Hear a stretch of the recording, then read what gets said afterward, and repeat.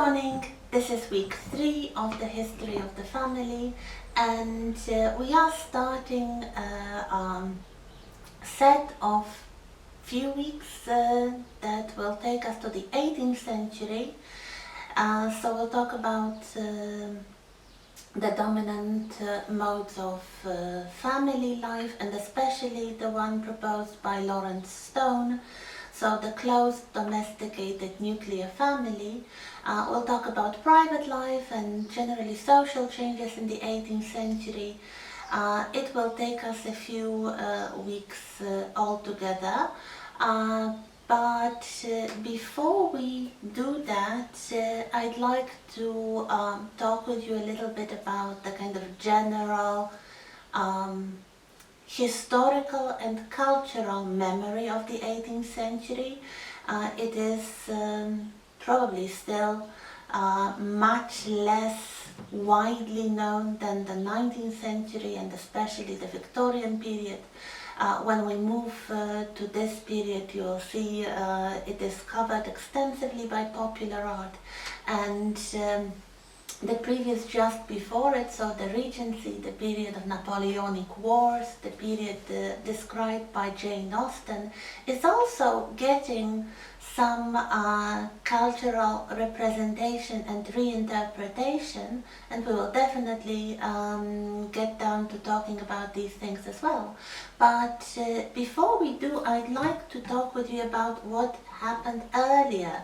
So the 18th century, and perhaps even a little bit earlier in the 17th century as well. What I would like to start with is the Enlightenment, also called the Age of Reason. The Age of Enlightenment was a very influential intellectual, philosophical, to some extent also political movement that dominated the intellectual lives of the richer sections of the British society in the 18th century. Some say it starts already in the 17th century with the works of René Descartes, the famous philosopher who said cogito ergo sum, so I think, therefore I am, or Isaac Newton's work Principia Mathematica. They were both written in the 17th century, and they laid the kind of groundwork for later ideas. So in the 18th century, the Enlightenment became a kind of widespread movement covering large sections of Europe. It wasn't by any means an entirely British movement. There were lots of interesting things going on in France, in the German states, in Italy, the Iberian Peninsula, in Russia, under the leadership, the reign of Empress Catherine the Great, and also in Poland, if we think of Stanisław August Poniatowski and the political and intellectual climate of this period. This is all in the 18th century, and this is all part of the broadly understood Enlightenment. One of the German philosophers, Immanuel Kant, also tried to define what enlightenment is. He wrote a very influential essay, What is Enlightenment?, in which he also quotes another Latin expression, sapere aude. It means dare to know, be brave to know. So knowledge requires courage, according to him.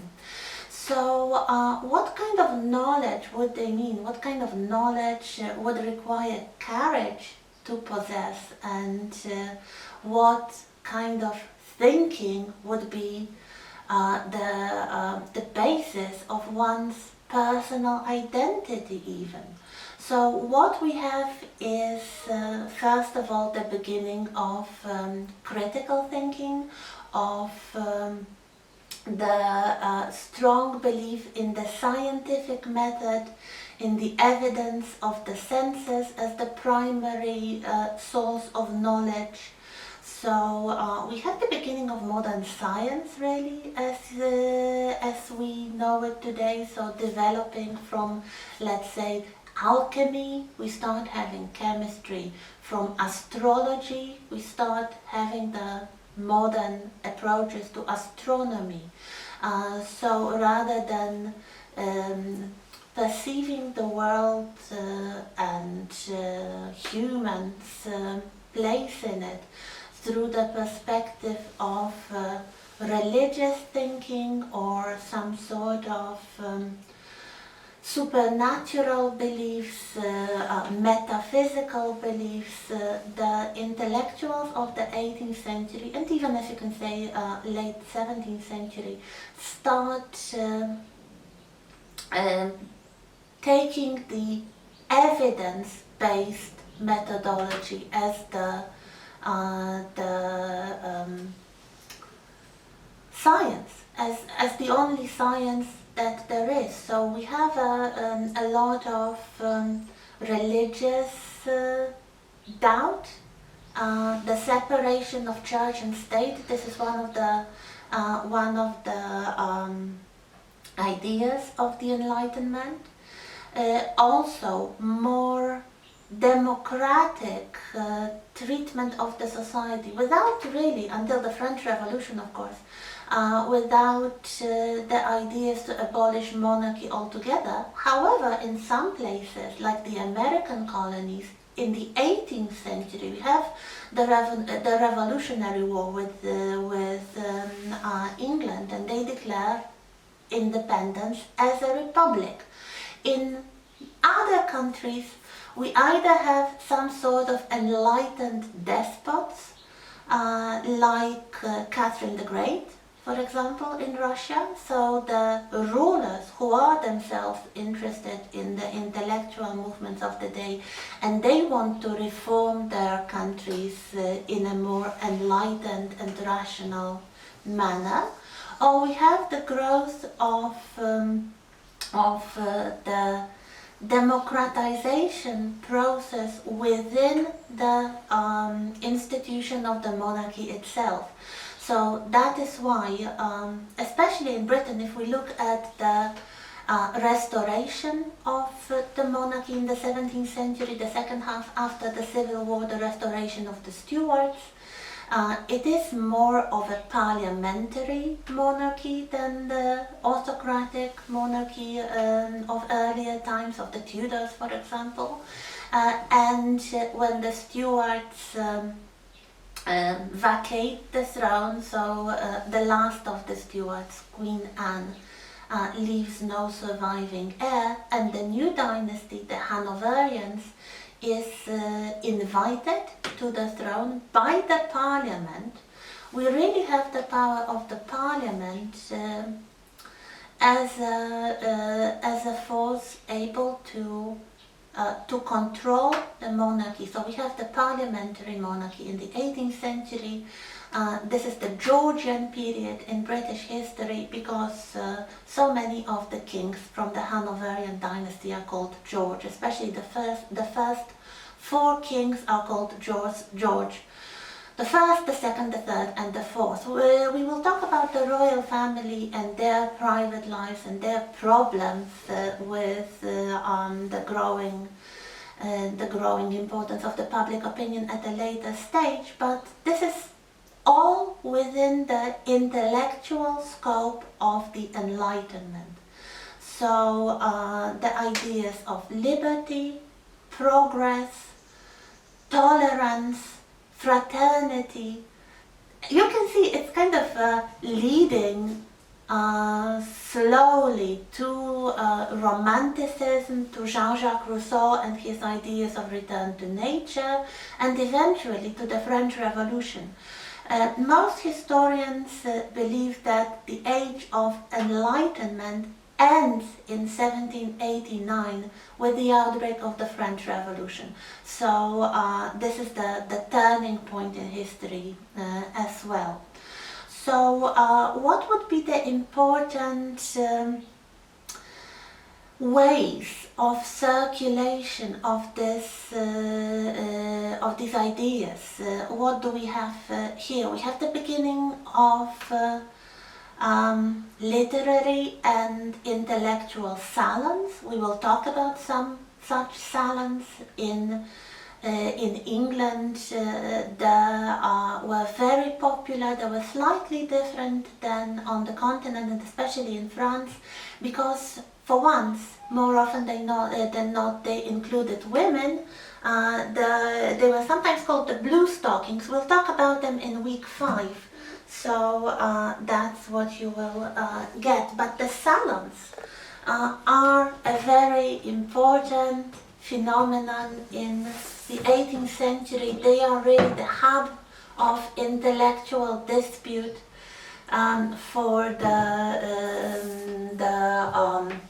philosophers and creative people, writers, actors, but also socialites who have quite a lot of intellectual interests.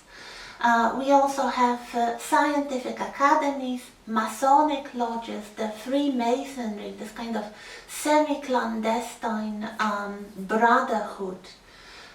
Sometimes in some places also allowing women members.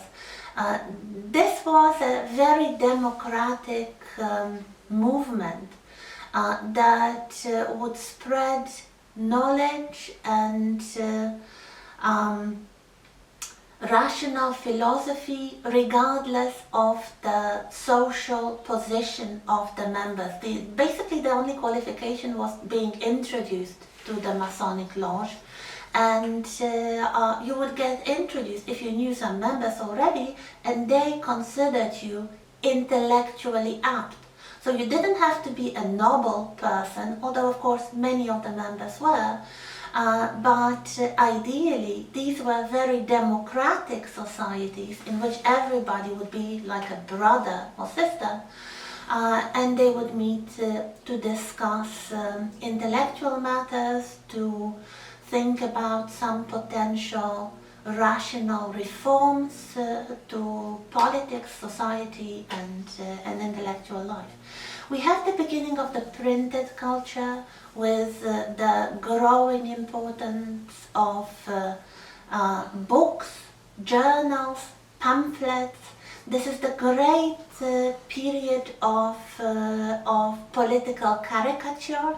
So we have the art serving the purpose of spreading the ideas of liberty and democracy and the kind of popular check on the government and the monarchy.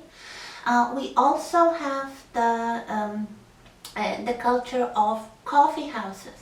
So the kind of informal clubs, of course the exclusive gentlemen's clubs still continue and they are still important, and they kind of overlap sometimes with Masonic lodges and literary salons. They are just one more type of assemblies that allow people to spread the intellectual ideas of the day. The coffee houses, and we'll talk about it probably next week, the culture of coffee drinking, tea drinking, visiting, tea parties. This is all new in the 18th century, and this becomes a cultural phenomenon with very broad implications on daily life, on fashion, on the concepts of elegance and politeness, on interior design, because if you wanted to invite friends for tea, you wanted to show off your good taste in interior design, among other things. And this all happens in the 18th century. So what we have really is the beginning of critical thinking and rationalism, and also the beginning of individualism. Before the 18th century, the common consensus was that individual happiness is not the most important thing in life. And people thought of themselves as unique individuals. More often than not, their identities were formed as members of some group, usually a family group or a clan group, sometimes a social class. So if you were a member of the nobility, or if you were a member of, let's say, some professional group, craftsmen, could be seen as such group as well. So group identities before the Enlightenment were much more important than individual identity. This starts to change slowly compared to our modern identities, which are predominantly and very strongly individualistic. This is just the beginning, but you have to start somewhere. So we will see the result of this individualistic philosophy on the perception, for example, of private life, family life, the choice of spouse, the relations between husbands and wives, the relationships between parents and children. This is all connected.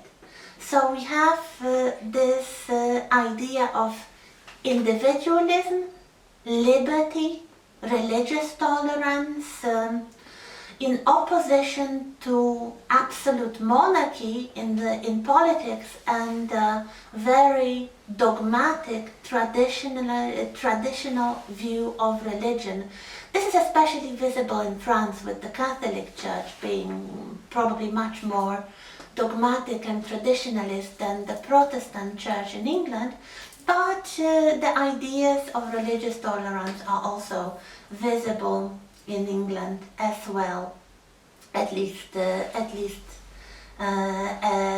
little. So this is a very brief introduction to the Enlightenment, and perhaps it's a good moment now to look at some examples from culture, like perhaps some films set in the 18th century, if you're interested, if you'd like to see more of that, and also some recurrent themes, like if you are interested in 18th century films, like films set in the 18th century, what to expect there, which subjects will be recurrent.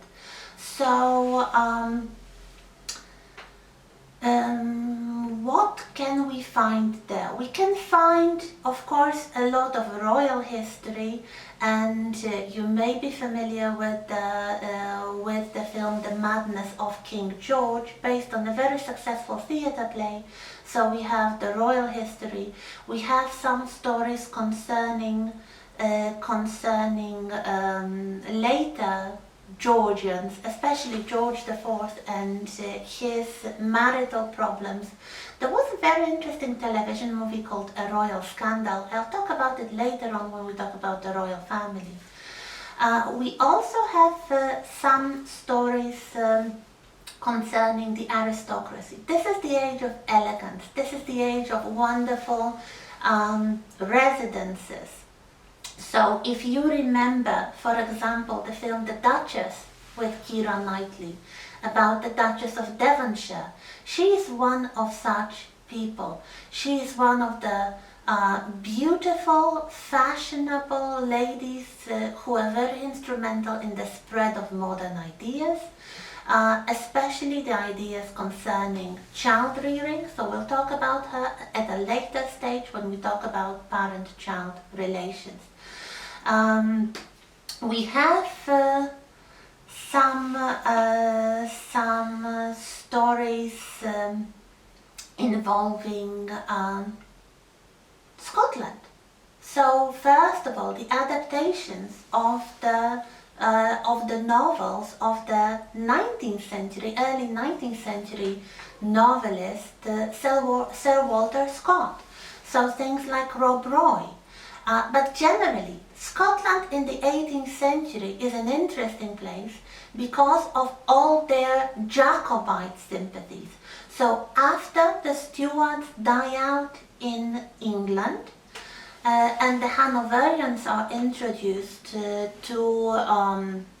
the British throne, some noble families in Scotland do not agree with this choice because they know that there is a surviving branch of the Stuart family, so the noble, the royal Scottish family, living in France, and they were excluded from inheriting the throne because they were Catholic. After the Glorious Revolution, King James II was exiled to France by the Protestant branch of his family. His daughters, first Mary and her husband William of Orange, who ruled together for a time. Mary died first, William continued to rule alone until his death, and then, because they had no surviving children, Mary's younger sister Anne took the throne, but she probably holds the record for pregnancies of a British monarch. She was pregnant at least 17 times, but unfortunately none of the children survived to inherit the throne. But James II, the exiled king, the Catholic king, moved to France. He had at least one more child, a son, whom he also named James, so he would be, in normal circumstances, James III of Great Britain. However, because he was Catholic, he was excluded from the throne by the British Parliament. And the distant relation, the King of Hanover, was invited to the throne as George I. Some Scottish noble families disagreed. There was a period of unrest and even military conflict, the so-called Jacobite Rebellion, which was crushed in the mid-18th century in Scotland by a military intervention from the English Hanoverians, and it all ends at the Battle of Culloden, which crushes the Scottish opposition completely. Some of you may be familiar with the TV series Outlander. It's kind of partially fantastical. It has this theme of time travel, but one of the time frames of this series is 18th century Scotland and the events leading to the Battle of Culloden and the aftermath of the Battle of Culloden. So here we have Scotland as an important 18th century theme. We have the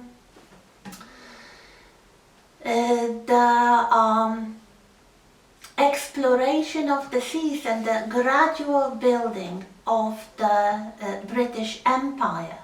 This is something that you can find in quite a few stories, and very often they include one of the darkest aspects of 18th century history, or the modern perception of 18th century history, namely slavery. You are probably familiar with the situation that the United Kingdom was a country without slavery. This is true, but it is true about the 19th century, not the 18th. And in the 18th century, with the growth of the British Empire, we have a lot of slavery, and we have all the horrible atrocities happening to the enslaved people. We have the native populations being enslaved in various places like Australia and New Zealand. They could be exterminated, especially in Australia. We have the African slaves, the Africans being brought to the colonies to work as slave labor on the plantations, especially sugar plantations in the so-called New Indies, so the Caribbean basically. This is really an aspect of British history in the 18th century that is very dark, that is quite often tackled by popular culture, especially modern popular culture. We have this subject of slavery, even in slightly later periods of the Regency. So, for example, some adaptations of Jane Austen's novels have elements of that, but also, for example, there is a film called Amazing Grace. It's like this religious hymn, and it's a kind of backstory to the religious hymn, because apparently it was inspired by an native African song sung by the slaves, and there is a story of a sea captain who becomes so moved by the music and the culture of the Africans, he went to bring to the colonies that he becomes an abolitionist. Another interesting film with this kind of problem of slavery, the title was Belle, and it's about a real character. Her name was Dido Elizabeth Bell, and she was a black-skinned heiress. She was a daughter of an English nobleman, and by some quirk of fortune, she inherited the land and fortune in England.